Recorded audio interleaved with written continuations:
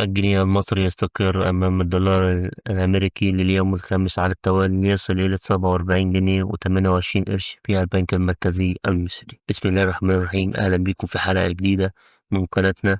والنهاردة هنتكلم عن سعر الدولار أمام الجنيه المصري في بداية التعاملات الصباحية، واللي مازال الدولار مستقر بشكل نسبي في أغلب البنوك. سجل الدولار الأمريكي في البنك المركزي المصري حوالي 47 جنيه 28 قرش للشراء، 47 جنيه 41 قرش للبيع. في البنك الأهلي المصري السعر وصل 47 جنيه و30 قرش للشراء، 47 جنيه و40 قرش للبيع. أما في بنك مصر فسجل الدولار 47 جنيه 31 قرش للشراء، 47 جنيه 41 قرش للبيع.